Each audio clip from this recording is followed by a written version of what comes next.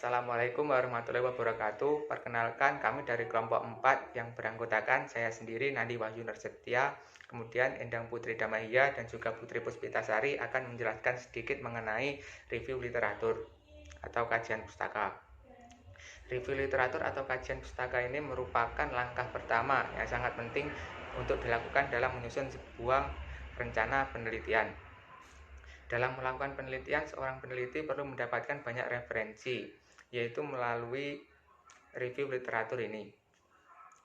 Secara singkat, review literatur atau kajian pustaka adalah suatu penelusuran yang dilakukan dengan cara membaca berbagai buku, jurnal, atau terbitan-terbitan lain yang memiliki kaitan dengan topik penelitian yang akan dilakukan.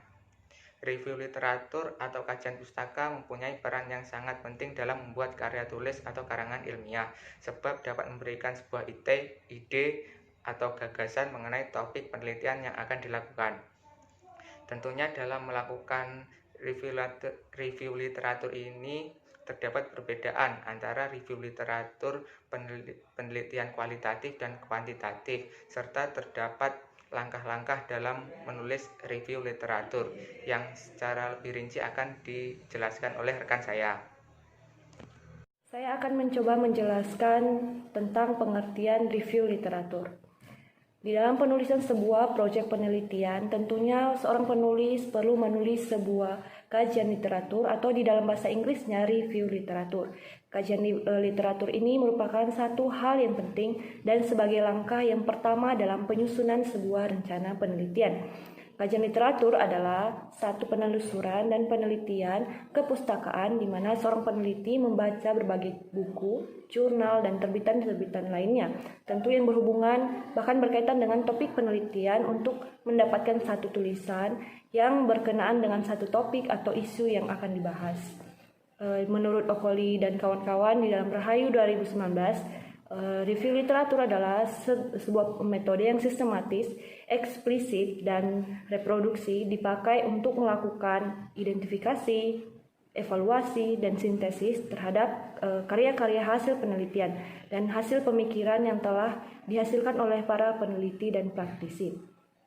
Review literatur ini sangat diperlukan baik untuk pembuatan satu laporan bagi satu badan, kantor, atau perusahaan tertentu. Ada juga untuk kepentingan peningkatan pengetahuan pribadi tentang suatu hal atau dipakai untuk diterbitkan ke dalam jurnal, serta kepentingan mencapai satu ijazah. Contoh skripsi, tesis, dan disertasi. Penggunaan kajian literatur ini sangat diperlukan dan digunakan untuk memenuhi suatu hal atau keperluan dan digunakan untuk bahan rujukan atau referensi.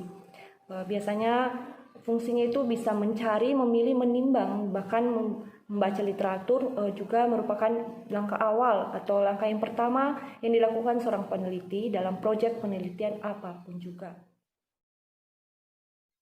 Baik, setelah mempelajari mengenai pengertian dari review literatur atau secara bahasa Indonesia disebut sebagai kajian pustaka, maka selanjutnya akan mempelajari mengenai perbedaan review literatur pada kualitatif dan kuantitatif.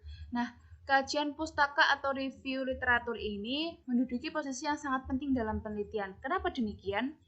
Karena review literatur ini merupakan tindakan dari seorang peneliti untuk mengumpulkan dan memperoleh berbagai informasi yang sifatnya relevan dan tentunya secara tertulis untuk mendukung bidang masalah yang sedang diteliti. Nah, perbedaan review literatur pada penelitian kuantitatif dan kualitatif ini dapat dilihat yang pertama itu melalui cara peneliti menyusun kajian literatur sendiri.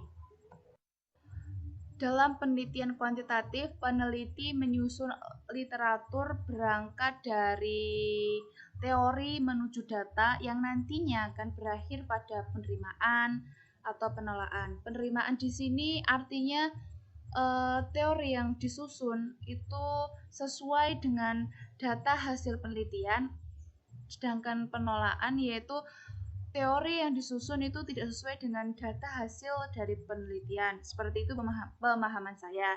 Nah, adapun pada penelitian kualitatif itu peneliti bertolak pada data. Jadi peneliti menyusun review literatur ini secara teoritik, di mana teori-teori yang disusun sebagai dasar atau bahan untuk penjelasan dan nantinya akan berakhir pada teori yang sifatnya substansif. Perbedaan review literatur pada kualitatif maupun kuantitatif itu tentu sangat luas dan banyak, yang bahkan review literatur kualitatif maupun kuantitatif itu hampir mirip atau seimbang. Namun, pada slide kali ini sebisa mungkin dijelaskan bahwa perbedaan review literatur pada kualitatif dan kuantitatif itu dilihat dari segi tujuan. Nah, tujuan review literatur pada penelitian kuantitatif meliputi 10 poin. Yang pertama, menjelaskan topik penelitian. Nah, ini sebenarnya tidak hanya pada kuantitatif, tapi juga pada kualitatif terimplisit tujuan review literatur ini sebagai penjabaran atau penjelasan dari topik permasalahan yang sedang diteliti. Nah, yang kedua, menjelaskan masalah penelitian dan membuktikan pentingnya permasalahan penelitian. Yang ketiga, menetapkan tujuan studi dan menggambarkan studi yang relevan. Yang keempat, menggambarkan teori-teori yang relevan dan meringkas ilmu pengetahuan yang baru. Kelima, memudahkan pengembangan kerangka. Yang keenam, menetapkan tujuan penelitian, pertanyaan, dan hipotesa-hipotesa. Ketujuh, mengembangkan definisi dan variabel-variabel. Kedelapan, identifikasi desain penelitiannya. Yang kesembilan, mengatur pengumpulan dan analisa data. Yang kesepuluh, menafsirkan hasil dari penelitian. Nah, yang selanjutnya adalah tujuan review literatur pada penelitian kualitatif itu dalam hal ini disesuaikan dengan jenis penelitian kualitatif. Nah, yang salah satunya ada 4 yang diambil. Yang pertama adalah phenomenological research, yang kedua grounded theory research, yang ketiga historical research, dan yang keempat adalah critical social theory. Pada phenomenological research ini, review literatur digunakan untuk membandingkan dan menggabungkan hasil studi untuk menetapkan ilmu pengetahuan terbaru dan fenomena tentunya.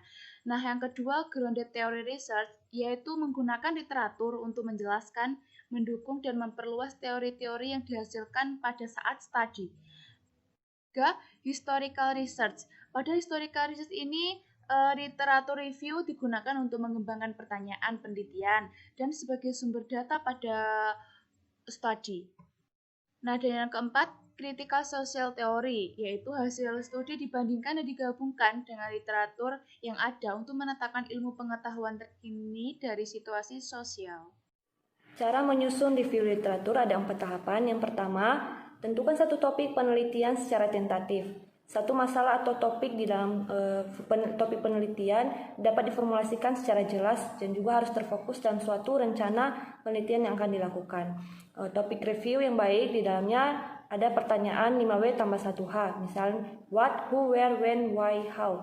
Misalnya, mengapa siswa kurang fokus saat guru mengajar? Bagaimana cara membuat pengajaran guru menarik untuk menarik kefokusan siswa? Tahapan yang kedua ada susun rancangan strategi penelitian. Jenis review yang perlu dilakukan, kelulusan dari isinya, jenis materi yang akan dimasukkan, seberapa lama waktu yang dibutuhkan dalam pengalokasian penulisan tersebut, seberapa jauh masa lampau yang akan dimasukkan, jumlah minimum dari laporan penelitian yang akan dibahas, seberapa banyak perpustakaan juga yang akan kita kunjungi, juga bagaimana catatan akan kita buat. Kita perlu menyusun catatan kita dan juga apakah juga bisa dengan sistem kartu atau kita pilih juga sistem directory folder dalam komputer. Dan tahap yang ketiga itu ada mencari laporan penelitian terkait. Saat mencari laporan penelitian yang terkait dengan topik yang akan kita teliti, lokasi laporan tergantung jenis laporannya. Google juga telah menyediakan online service tentang topik-topik penelitian. Jadi teman-teman bisa mencarinya di Google. Laporan tersebut juga dapat dicari dalam artikel-artikel dan jurnal ilmiah, buku ilmiah, tesis dan disertasi, dokumen pemerintah, laporan kebijakan, dan makalah-makalah dalam seminar. Membaca artikel juga akan mendapatkan banyak informasi. Tentunya semakin banyak referensi yang kita dapatkan, bahasan kita juga akan semakin akurat, semakin bagus. Maka juga perlu adanya sistem mencatat yang baik, efektif, dan juga efisien. Secara umum juga dari laporan yang telah kita baca, kita perlu mencatat hipotesis yang diuji, pengukuran konsep-konsep yang utama, penemuan-penemuan yang penting, pokok-pokok rencana penelitian, daerah kelompok sosial atau sampel penelitian kita, analisis dan juga kesimpulan. Perlu juga pemikiran tentang penelitian yang lebih lanjut, pelajari bibliografi, dan pelajari juga sumber-sumber lain yang digunakan. Dapat juga digunakan sebagai literatur penelitian. Fotokopi makalah dan laporan penting agar tidak bolak-balik juga ke perpustakaan. Dapat juga menghemat waktu tentunya. Setelah references dan catatan terkumpul, maka kita perlu mengorganisasikannya, pengorganisasian bahan-bahan yang telah kita kumpulkan tersebut berdasarkan struktur penelitian mulai dari teori, metode, sejarah, analisis, dan seterusnya. Pengorganisasian tersebut akan dapat berkembang sendirinya sejalan dengan perkembangan studi yang kita lakukan. Dan tahapan yang keempat ada menulis review literatur. Ini tahapan yang terakhir ya. Setelah mempunyai pemikiran dasar tentang topik dan masalah penelitian kita, maka hal yang kita lakukan dengan menjajaki bagaimana orang lain telah memikirkan dan menyelidiki topik tersebut. Topik tersebut perlu dikembangkan dengan menyusun masalah kita. Penelitian yang tadi terfokus pada 5W tambah 1H. Misalnya, masalah penelitian yang kita lakukan adalah mengapa siswa sekolah menengah pertama mengabaikan saat guru mengajar, atau apa hubungan mata pelajaran agama dengan disiplin peserta didik di sekolah. Hal yang kita lakukan selanjutnya dengan mengunjungi perpustakaan atau website untuk memulai kajian literatur kita dan memikirkan topik-topik dan subjek-subjek secara kreatif yang berkaitan dengan masalah yang kita teliti serta mencari dalam indeks seperti kebiasaan membaca, bacaan favorit, hambatan juga dalam membaca dan sebagainya. Sejumlah bidang subjek sebaiknya juga dapat dikembangkan sesuai kepentingan penelitian. Baik, dari penjelasan tadi dapat disimpulkan bahwa review literatur merupakan langkah awal dalam rencana penelitian. Melalui review literatur, peneliti bisa mendapatkan landasan teori yang digunakan mendukung pemecahan masalah dalam penelitian, dan teori yang didapatkan dalam review literatur ini menjadi langkah awal agar peneliti dapat lebih memahami permasalahan yang sedang diteliti dan benar sesuai dengan kerangka ilmiah.